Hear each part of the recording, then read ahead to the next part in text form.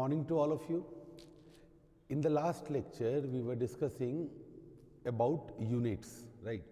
Fundamental physical quantities है ना, units किसने decide की, ऐसा unit क्या है, different types of system of units है ना. CGPM ने कुछ ऐसा यूनिट्स डिसाइड किए फंडामेंटल क्वांटिटीज़ के, तो वो सारी बातें हम लोग डिस्कस कर रहे थे. तो आज हम लोग देखेंगे कि भाई जो हमारे पास 7 फंडामेंटल क्वांटिटीज़ हैं, उनकी यूनिट्स, एसआई यूनिट्स सीजीपीएम ने क्या डिसाइड किया है ना. तो लिस्ट ऑफ फंडामेंटल क्वांटिटीज़ यहाँ पर हम लोग लिख लेते हैं है ना.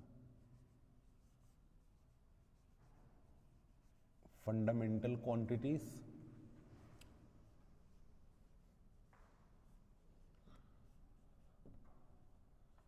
फंडामेंटल क्वांटिटीज है ना, उनके यूनिट्स. कौन से यूनिट्स भाई? एसआई यूनिट है ना, उनके एसआई यूनिट्स और एसआई यूनिट का सिंबल है ना. क्या सिंबल हम लोग यूज करते हैं उसके एसआई यूनिट को डिनोट करने के लिए? Symbol of SI unit. ठीक है. तो देखिए कौन कौन सी फंडामेंटल क्वांटिटीज हैं हमारे पास है ना. 7 फंडामेंटल क्वांटिटीज हैं, मैंने आपको बताया कौन कौन सी हैं वो. सबसे पहले तो आ गया बच्चों मास है ना, मास. फिर आ जाएगा आपका लेंथ,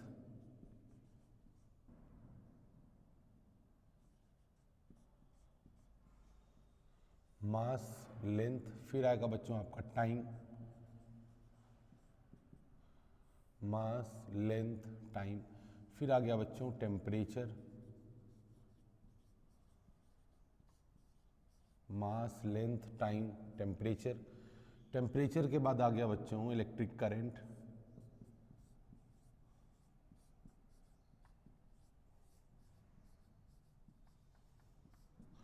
मास length time temperature electric current. फिर आ गया आपका luminous intensity,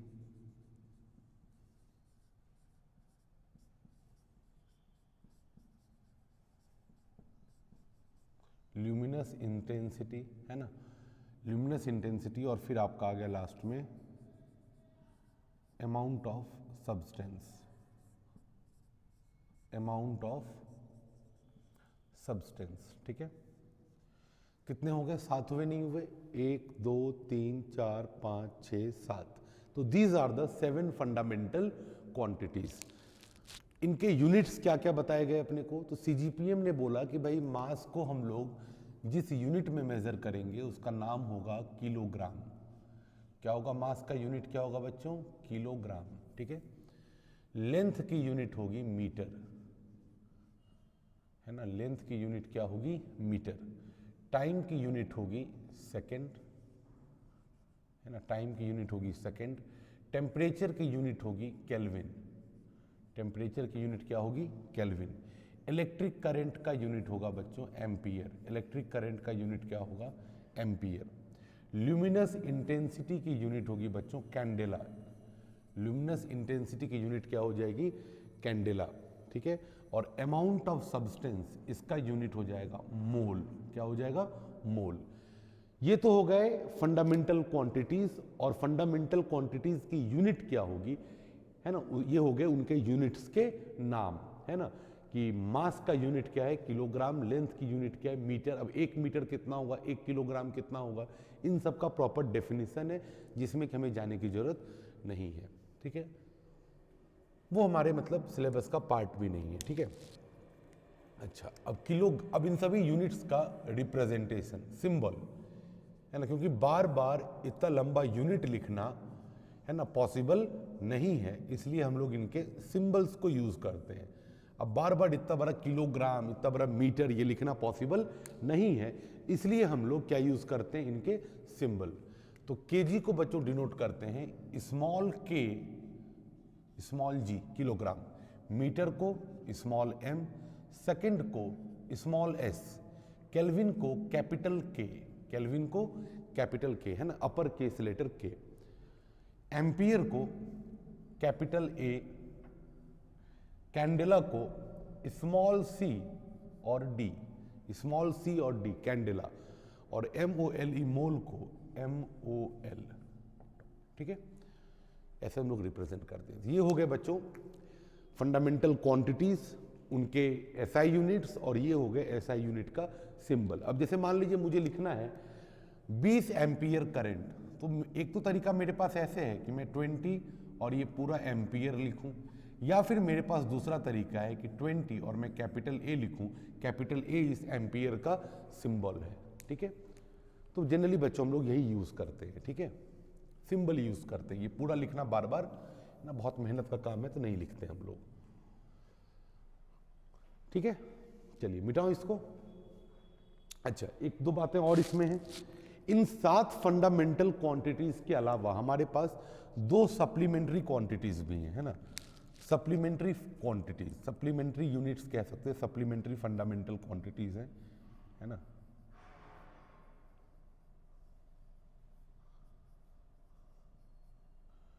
supplementary fundamental quantities,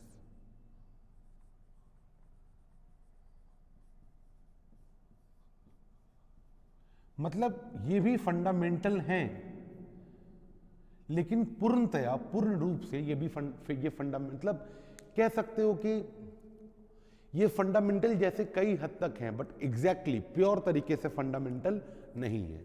ये 2 हैं, ऐसे 2 क्वांटिटीज हैं। एक का नाम है बच्चों प्लेन एंगल, प्लेन एंगल, और दूसरे का नाम है सॉलिड एंगल, है ना। प्लेन एंगल और सॉलिड एंगल। अब इनके यूनिट्स की बात कर लेते हैं बच्चों। प्लेन एंगल का जो यूनिट है, प्लेन एंगल का जो यूनिट है वो है रेडियन। प्लेन एंगल का यूनिट क्या है? रेडियन। और सॉलिड एंगल का यूनिट है बच्चों स्टेरेडियन। क्या है? स्टेरेडियन, है ना। सॉलिड एंगल का यूनिट है स्टेरेडियन, ठीक है। रेडियन और स्टेरेडियन का सिंबल क्या है तो देखते हैं। रेडियन का सिंबल है RAD और स्टेरेडियन का सिंबल है SR, है ना। Small s small r। Radian का सिंबल स्मॉल RAD, स्टेरेडियन का symbol small s small r, steradian, ठीक है। तो ये 2 सप्लीमेंट्री फिजिकल क्वांटिटीज हैं, है ना। ये फंडामेंटल में नहीं, डायरेक्टली फंडामेंटल में काउंट नहीं होते, फंडामेंटल में यही साथ है। ये 2 एडिशनल हैं जिसकी हमें जरूरत फिजिक्स में कहीं ना कहीं पड़ती रहती है। अब जैसे मान लो 2 लाइन के बीच का एंगल मेजर करना है ना। तो ये एंगल जो है वो फंडामेंटल नहीं है, इसको प्लेन एंगल बोलते हैं। जो आप 2 लाइन के बीच में एंगल मेजर करते हो वो है प्लेन एंगल, है ना, उसको हम बोलते हैं प्लेन एंगल। सॉलिड एंगल क्या है ये हम आगे भविष्य में देखेंगे, पढ़ते हुए कभी भी टॉपिक आएगा सॉलिड एंगल तो वहां पर मैं आपको एक्सप्लेन करूंगा सॉलिड एंगल क्या है। इसकी यूनिट क्या होती है? स्टेरेडियन। सिंबल क्या होता है? स्मॉल एस स्मॉल आर, ठीक है।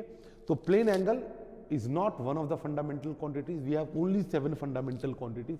ये 2 एडिशनल हैं जिनकी जरूरत हमें कहीं ना कहीं पड़ती है। मैं कभी बाद में आपको जब प्लेन एंगल वगैरह डिस्कस करूंगा आपसे तो मैं आपको समझाऊंगा कि क्यों प्लेन एंगल को फंडामेंटल क्वांटिटीज नहीं बोला गया, है ना। Why plane angle is not directly part of fundamental quantities, why it is called supplementary fundamental quantities, इसके बारे में हम बाद में बात करेंगे। फंडामेंटल क्वांटिटीज किसको बोलते हैं? मैंने आपको पहले ही बताया। फंडामेंटल क्वांटिटीज वो होती हैं जिसमें से कि किसी भी एक क्वांटिटी को रिमेनिंग 6 को यूज करके आप नहीं बना सकते, है ना। Mass can not be expressed as combination of these 6 और any of these 6। You cannot write mass, you cannot express mass as combination of any of the remaining 6 other fundamental quantities, है ना। तो वैसे इसमें से किसी भी एक इसमें से कोई भी एक ले लिया, टेम्परेचर, तो temperature can not be expressed as combination of remaining all these fundamental quantities. Clear? चलो मिटाओ इसको, है ना। चलिए इसको कॉपी कर लीजिए आप इस पूरे को, है ना, फिर आगे बढ़ते हैं।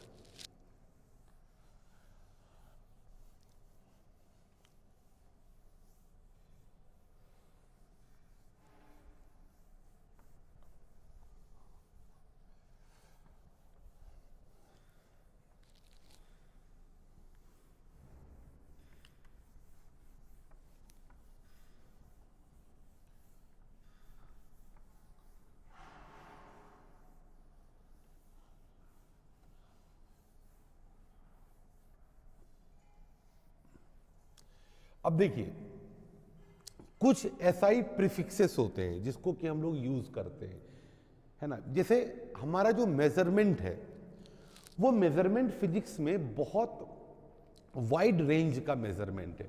अब जैसे मान लीजिए कि मैं लेंथ के मेजरमेंट की बात करूं, तो एक न्यूक्लियस का साइज भी मेजर करना है, एक बॉन्ड का लेंथ भी मेजर करना है, न्यूक्लियस का, एक एटम का साइज मेजर करना है, तो बहुत छोटा साइज है।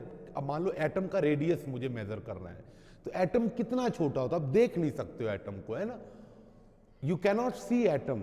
और कोई भी ऐसा आज तक कोई माइक्रोस्कोप या कोई ऐसा ऑप्टिकल इंस्ट्रूमेंट नहीं है जो आपको एटम दिखा सके कि ये एटम है। You cannot see atom, right. वो इतना ज़्यादा छोटा है, तो उसका साइज बहुत बहुत बहुत कम है। तो अगर मैं एटम का रेडियस मेजर करूं तो कितना स्मॉल मेजरमेंट है वो। ऑन द अदर हैंड, अगर मुझे अर्थ का रेडियस मेजर करना हो, तो हम अर्थ, सन, इनके बारे में भी पढ़ते हैं फिजिक्स में, तो एक एटम से लेकर के अर्थ कितने, हमारा जो मेजरमेंट वो कितने बड़े रेंज का है। एक छोटा सा एटम से लेकर के मुझे अर्थ और सन के बीच का डिस्टेंस तक मेजर करना पड़ता है। तो जो our range of measurement is very very wide, from extremely small measurement to extremely large measurements. अब जैसे मान लीजिए कि मैं लेंथ को मेजर कर रहा हूं मीटर में। अब 1 मीटर लगभग इतना होता है भाई, है ना, लगभग इतना होता है 1 मीटर। अब अगर मैं सन और अर्थ के बीच का डिस्टेंस अगर मैं मीटर में लिखूं, तो पता नहीं कितने सारे जीरोस लगाने पड़ेंगे लिखने के लिए, बहुत बड़ी क्वांटिटी आ जाएगी, है ना। अर्थ और सन के बीच का डिस्टेंस लगभग बच्चों होता है 10 टू द पावर 11 मीटर, है ना, 10 टू द पावर 11 मीटर। तो आप सोचो 10 टू द पावर 11 में कितने 11 जीरोस हैं, देयर आर 11 जीरोस। अब बार बार इतने 11 जीरोस को लिखना बहुत हेक्टिक होता है, बहुत मेहनत का काम है, इसलिए। और वैसे ही मैं अगर बॉन्ड लेंथ की बात करूं, तो बॉन्ड लेंथ होती है 10 टू द पावर -10 मीटर। कितनी होती है? 10 टू द पावर -10 मीटर। तो मुझे कितने डेसिमल प्लेसेस लगाने पड़ेंगे? बॉन्ड लेंथ कितना होता है बच्चों? बॉन्ड लेंथ होता है ना, बॉन्ड लेंथ है ना। बॉन्ड लेंथ का मतलब क्या? जैसे मान लो CO2 है ना, CO2 एक कार्बन है और इससे 2 ऑक्सीजन जुड़ा है, एक कार्बन है और इससे 2 ऑक्सीजन जुड़ा है ना, एक कार्बन और इससे 2 ऑक्सीजन जुड़े हैं। तो ये कार्बन एटम, ये ऑक्सीजन एटम, दोनों एटम के बीच का कुछ ना कुछ सेपरेशन है। तो ये सेपरेशन, ये लेंथ कितना है? CO2 मॉलिक्यूल में कार्बन एटम और ऑक्सीजन एटम के बीच का जो गैप है वो लेंथ कितना है? इसी को हम क्या बोलते हैं? Bond length. तो बॉन्ड लेंथ्स जो होते हैं, है ना, they are of order. Bond lengths are of order, bond lengths are of order 10 to the power -10 metre. अब 10 टू द पावर -10 मीटर कितना हो बच्चों? अगर इसको मैं 1/10 टू द पावर 10 लिखूं तो लिख सकता हूं, क्योंकि यही ऊपर जाएगा तो क्या बनेगा? 10 टू द पावर -10, पावर ऊपर जाएगा तो नेगेटिव हो जाता है। तो इतना मीटर, है ना। अब इसको अगर मैं डेसिमल प्लेसेस में लिखूं तो क्या होगा? 0.0000, कितने, अपने को 10 डेसिमल प्लेस ऐसे लगाने पड़ेंगे तभी तो ये बनेगा।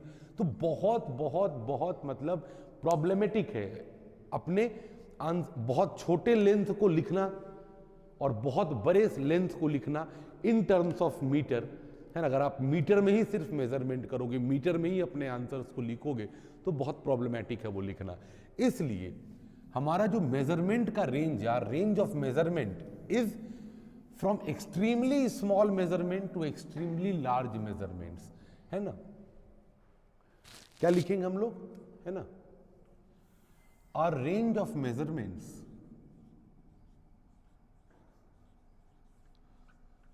our range of measurements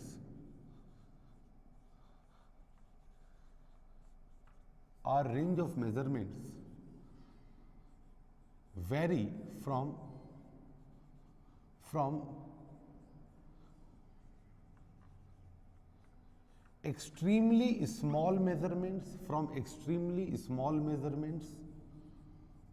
from extremely small measurements to extremely large measurements, and our range of measurements vary from extremely small measurements to extremely large measurements। ठीक है, ये पहला पॉइंट। दूसरा, to express such measurements, to express such measurements, to express measurements, है ना, in SI unit, in SI unit, in SI unit can be complex,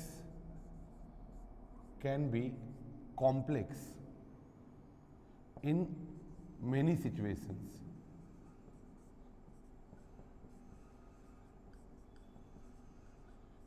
है ना। बहुत लार्ज मेजरमेंट या फिर बहुत स्मॉल मेजरमेंट, उसको अगर हम अपने एसआई यूनिट में एक्सप्रेस करें जैसे भी हमने देखा, तो वो बहुत कॉम्प्लेक्स हो जाता है कई बार। तो to remove such complexity, to remove such complexities, to remove such complexities we use SI prefixes, we use SI prefixes। ऐसे कॉम्प्लेक्सिटीज को रिमूव करने के लिए हम लोग क्या यूज करते हैं बच्चों? SI prefixes। तो क्या होते हैं SI prefixes? आइए देखते हैं। SI prefixes,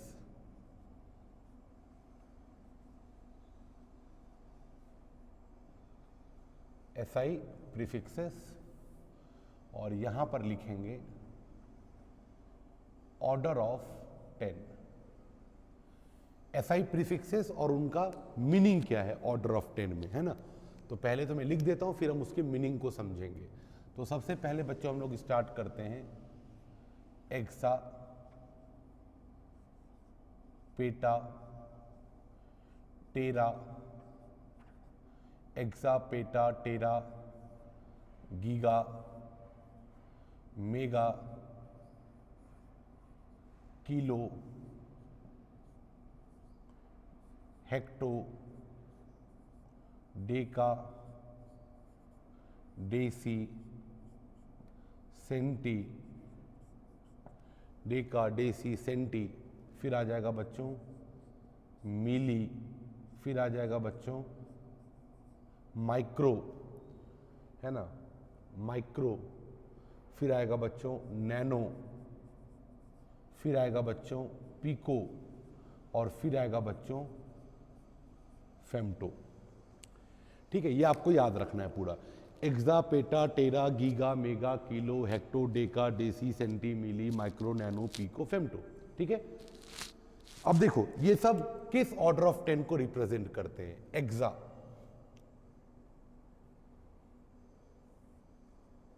PETA, tera, giga, mega, kilo, hecto, deca, deci, centi, milli, micro, nano, pico, femto. I think आपको यहां तक दिख रहा होगा, है ना। तो देखो एक्सा का मतलब होता है 10 टू द पावर 18। पेटा का मतलब, ये पावर्स हैं, ये सभी क्या है? 10 के पावर्स हैं। ऑर्डर ऑफ 10 लिखा है ना, ऑर्डर ऑफ 10 का मतलब है पावर्स ऑफ 10।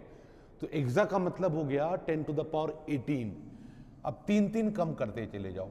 पेटा हो गया 15, टेरा हो गया 12, गीगा हो जाएगा 9, 6, 3, अब हेक्टो हो जाएगा आपका 2, है ना। यहां से फिर एक कम होगा, किलो, हेक्टो, हेक्टो के बाद डेका हो जाएगा आपका 1, डेसी हो जाएगा बच्चों -1, सेंटी हो जाएगा आपका -2, मिली हो जाएगा आपका -3, माइक्रो हो जाएगा आपका -6, नैनो हो जाएगा आपका -9, फिर पिको हो जाएगा आपका -12, थोड़ा और नीचे लिख देते हैं -9, ये हो जाएगा आपका -12, और फेम्टो हो जाएगा बच्चों आपका -15। ठीक है, अब इन सभी के भी सिंबल्स हैं, है ना, सिंबल्स ऑफ प्रीफिक्स, है ना, सिंबल्स ऑफ प्रीफिक्स। है ना। प्रीफिक्स का भी ये पूरा पूरा नाम हम लोग नहीं लिखते हैं, है ना, हम लोग इसके सिंबल से काम चलाते हैं, सिंबल्स ऑफ प्रीफिक्स। ठीक है बच्चों, तो जो इनके सिंबल्स होंगे, है ना, उसको हम लोग देखते हैं। देखो, एक्सा का सिंबल होगा कैपिटल ई, पेटा का कैपिटल पी, टेरा का कैपिटल टी, गीगा का कैपिटल जी, मेगा का कैपिटल एम, किलो का कैपिटल के, हेक्टो का कैपिटल एच, डेका का कैपिटल डी, फिर यहां से स्मॉल। जैसे ही माइनस पावर है तो माइनस पावर में सबका स्मॉल से रिप्रेजेंट होगा, तो डेसी, डेसी का स्मॉल डी, ठीक है, सेंटी का स्मॉल सी, मिली का स्मॉल एम, है ना, माइक्रो का म्यू, इसको क्या पढ़ते हैं बच्चों, म्यू, इसको हम पढ़ते हैं म्यू, है ना, म्यू, म्यू क्या पढ़ते हैं, म्यू। नैनो का स्मॉल एन से, ठीक है। फिर क्या है बच्चा, पीको, पीको का स्मॉल पी से, पीको का स्मॉल पी से, और फेम्टो का स्मॉल एफ से, फेम्टो का स्मॉल एफ से। तो ये सभी हो गए इसके सिंबल्स, ठीक है। Exa, peta, tera, giga, mega, kilo, hecto, deca, deci, centi, milli, micro, nano, pico, femto, याद रखना है। Exa, peta, tera, giga, mega, kilo, hecto, deca, deci, centi, milli, micro, nano, pico, femto. Exa, peta, tera, giga, mega, giga, mega, kilo, hecto, deca, deci, centi, milli, micro, इसको, इस symbol को क्या बोलते हैं, mu. और पढ़ते क्या है अभी बताऊंगा, सिंबल को बोलते हैं म्यू, पढ़ते हैं इसको micro, micro, nano, pico, femto. अब देखिए इन सब का यूज क्या है, एसआई प्रीफिक्सेस का यूज क्या है, ठीक है। अब इनको कॉपी कर लो, फिर मैं आपको इनका यूज बताता हूं, ठीक है, इनके यूजेस क्या क्या है।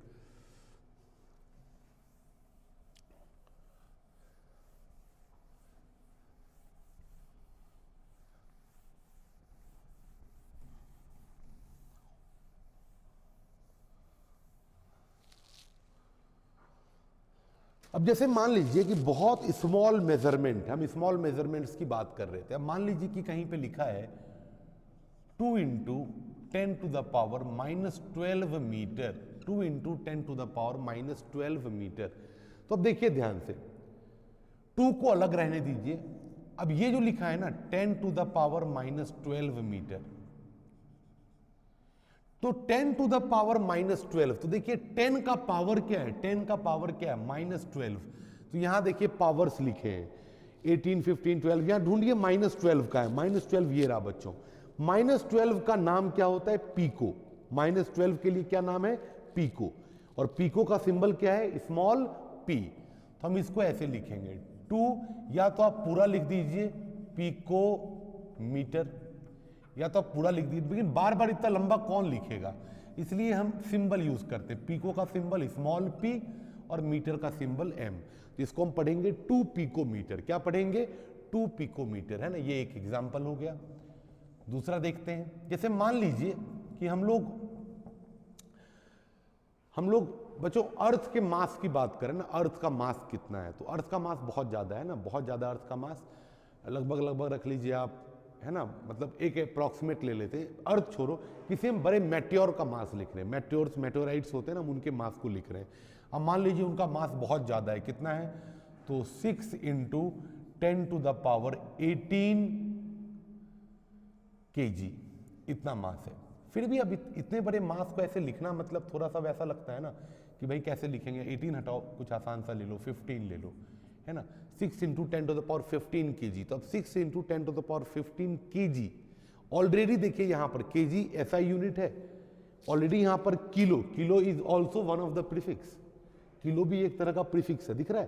तो ऑलरेडी हमारे एसआई यूनिट में एक प्रीफिक्स यूज किया हुआ है, किसमें, मास का। मास का जो एसआई यूनिट है उसमें उन्होंने ऑलरेडी एक प्रीफिक्स यूज कर लिया है ना। लेकिन फिर भी, है ना, किलोग्राम ये चलो एक तरह का प्रीफिक्स है, वो तो हमारा एसआई यूनिट ही है, एसआई यूनिट का ही मेन मतलब मास का ऐसा यूनिट ही किलोग्राम है जो ऑलरेडी प्रीफिक्स यूज कर रहा है एक, बट फिर भी हम इसको दूसरे प्रीफिक्स के फॉर्म में लिखना चाहते हैं। देखो कैसे लिखेंगे, तो 6 इंटू 10 टू द पावर 15।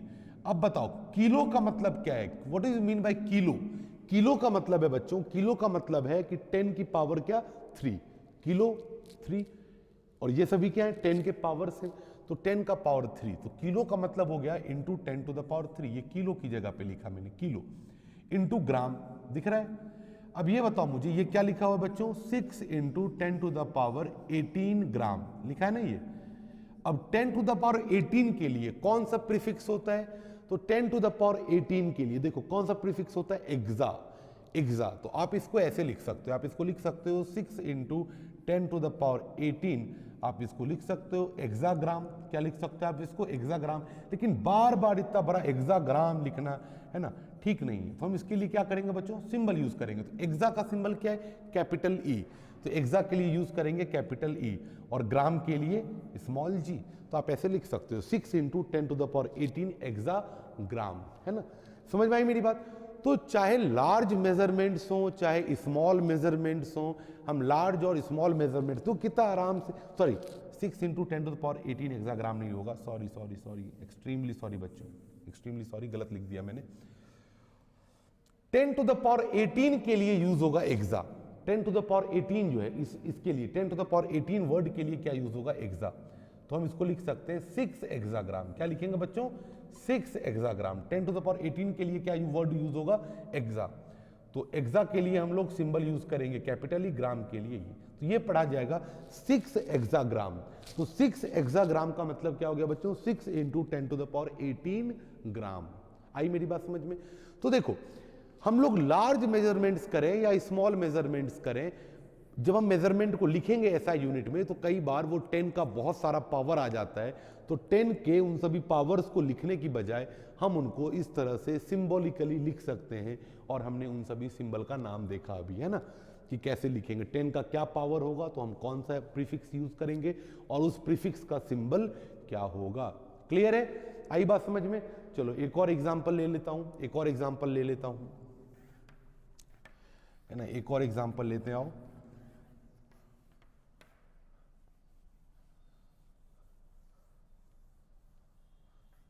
अब मान लीजिए कि एक बॉडी है, उसके ऊपर कुछ चार्ज है, एक बॉडी है इसके ऊपर कुछ चार्जेस है ना, कुछ चार्ज है बॉडी के ऊपर, चार्ज होता है, हमें पता है चार्ज क्या है। अब बोला गया कि भाई इसके ऊपर जो चार्ज है वो है 20 माइक्रोकूलम। इसके ऊपर चार्ज कितना है बच्चों, 20 माइक्रोकूलम। तो मैं आपसे पूछूं भाई 20 माइक्रोकूलम होता कितना है, क्या मीनिंग है इसका, तो 20, यहां क्या लिखा है माइक्रो, देखो म्यू, क्या है ये म्यू, पढ़ते क्या है इसको माइक्रो, इस सिंबल का नाम क्या है म्यू, पढ़ते क्या है इसको माइक्रो, 20 माइक्रोकूलम, ठीक है। अब यहां पर आप ढूंढो कि भाई माइक्रो कहां है, माइक्रो माइक्रो माइक्रो माइक्रो, ये रहा माइक्रो, है ना। तो माइक्रो का मतलब क्या है 10 टू द पावर -6। तो बेसिकली ये कहना चाह रहा है कि बॉडी पे जो चार्ज है वो है 20, और माइक्रो की जगह पे क्या 10 to the power -6 coulomb, coulomb का ये सिंबल है ना, कैपिटल सी। आई मेरी बात समझ में? क्लियर है ये? तो इस तरह से हम लोग एसआई प्रीफिक्स और उसके बारे में हमने आज डिस्कस किया। क्या होते हैं एसआई प्रीफिक्स, फंडामेंटल क्वांटिटीज कौन कौन सी हैं, उनकी एसआई यूनिट्स क्या हैं, और एसआई यूनिट्स के सिंबल्स क्या हैं, एसआई प्रीफिक्सेस क्या होते हैं, एसआई प्रीफिक्सेस के नाम क्या हैं, है ना, उनका 10 का पावर क्या होता है, एसआई प्रीफिक्सेस के सिंबल्स क्या हैं। ये ध्यान रखना कि जहां पर पॉजिटिव पावर है वो सारे सिंबल कैपिटल में हैं, है ना, वो सारे सिंबल कैपिटल में हैं, और जहां पर नेगेटिव पावर है 10 का वो सारे सिंबल स्मॉल में है ना, वो सारे सिंबल स्मॉल में, ये सारे सिंबल कैपिटल में। यहाँ 10 का पावर पॉजिटिव है, यहाँ 10 का पावर नेगेटिव है, जहाँ 10 का पावर नेगेटिव है वो सारे सिंबल स्मॉल में है। आई मेरी बात समझ में? क्लियर है ये पूरा टॉपिक, है ना। अगले लेक्चर में बच्चों हम लोग डिस्कस करेंगे अबाउट डायमेंशंस, है ना। ये आज हम ये दो तीन लेक्चर में हम समझे कि फिजिक्स पढ़ते कैसे हैं, फिजिकल क्वांटिटीज किसे बोलते हैं, कितने टाइप्स के फिजिकल क्वांटिटीज होते हैं, है ना, किस तरह से यूनिट्स डिसाइड किया गया, यूनिट क्या होता है, मेजरमेंट को लिखते कैसे हैं, है ना। हमारा मेजरमेंट बहुत सारे रेंज में वैरी करता है, बहुत छोटे से लेकर के बहुत बड़े मेजरमेंट्स तक हम करते हैं। तो हम लोग अपने आंसर को, जो हम लिख रहे हैं अपना आंसर, उसको हम किस तरह से स्मॉल और प्रिसाइज तरीके से लिख सकें, है ना। अब इतना बड़ा लिखेंगे 20 × 10⁻⁻6 कूलम, ये लिखने से अच्छा है 20 माइक्रो कूलम लिखो, छोटा भी है, प्रिसाइज भी है ना, और पढ़ने में भी सही बनता है। 20 माइक्रो कूलम और सेंस भी आता है, माइक्रो का मतलब क्या, 10⁻⁻6। आई मेरी बात समझ में। तो ये सारी बातें आज हम लोगों ने डिस्कस की, ठीक है। मिलते हैं अगले लेक्चर में, और उस समय हम लोग डिस्कस करेंगे डायमेंशंस, डायमेंशन के एप्लीकेशंस, डायमेंशंस होते क्या है, डिराइव्ड क्वांटिटीज़ का यूनिट कैसे निकालेंगे। ये तो हमें सिर्फ फंडामेंटल के यूनिट्स पता चले हैं, फिजिक्स में तो बहुत सारी फिजिकल क्वांटिटी हैं, सिर्फ mass, length, time, temperature, electric current, luminous intensity और अमाउंट ऑफ सब्सटेंस, ये साथ तो है नहीं। फिजिक्स में बहुत सारी फिजिकल क्वांटिटीज़ हैं, फोर्स है ना। फोर्स की एसआई यूनिट क्या होती है बच्चों, आप सबने पढ़ी होगी, न्यूटन। तो कैसे आई फोर्स की एसआई यूनिट, न्यूटन, है ना। तो ये सारी बातें हम लोग अगले लेक्चर में डिस्कस करेंगे। तब तक के लिए अपना ध्यान रखें, ख्याल रखें, अच्छे से पढ़ते रहिए। मिलते हैं अगले लेक्चर में। शुक्रिया।